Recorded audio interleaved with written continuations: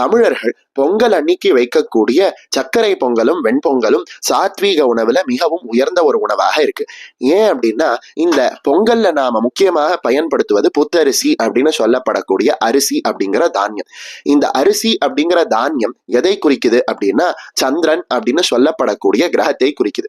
வேதத்துல சந்திரமா மனசோ ஜாத்தக அப்படின்னு சொல்லப்படுது.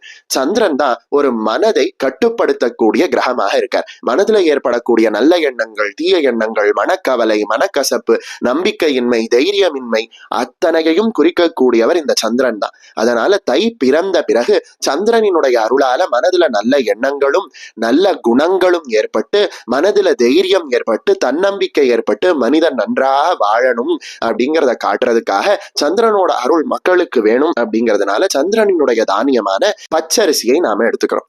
அதே சமயத்துல பொங்கல்ல நாம என்ன செய்யறோம் அப்படின்னா பச்சை பயிறு, அதாவது நாம பாசி பருப்புன்னு சொல்றோம் இல்லையா, அதையும் நாம எடுத்துக்கிறோம், சேர்த்துக்கிறோம். இது எதுக்கு பண்றோம் அப்படின்னா இந்த பச்சை பயிர் அதாவது பாசி பருப்பு எதை குறிக்குது அப்படின்னா நவகிரகங்கள்ல புதன் அப்படின்னு சொல்லப்படக்கூடிய கிரகத்தை குறிக்குது.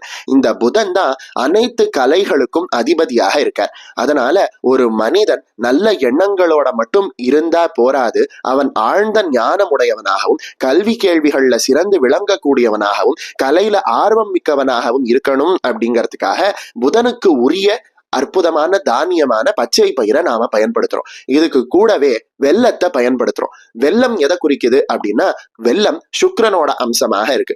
சுக்கிரன் தான் ஒரு மனிதனோட வாழ்க்கையில அனைத்து விதமான போகங்களையும் கொடுக்கக்கூடியவராக இருக்கார். ஒருத்தர் வாழ்க்கையில திடீர்னு முன்னுக்கு வந்தார் அப்படின்னா நாம என்ன சொல்றோம், அவனுக்கு அடிச்சதுடா சுக்கிர யோகம் அப்படின்னு சொல்றோம்ல. அந்த வகையில ஒரு மனிதனுக்கு தை பிறந்த பிறகு அனைத்து விதமான நல்ல விஷயங்களும் அவனுடைய வாழ்க்கையில நடக்கணும், அதுக்கு சுக்கிரனோட அருள் வேணும் அப்படிங்கிறதுக்காக சுக்கிரனோட அம்சமான சர்க்கரையையும் நெய்யையும் நாம பயன்படுத்துறோம்.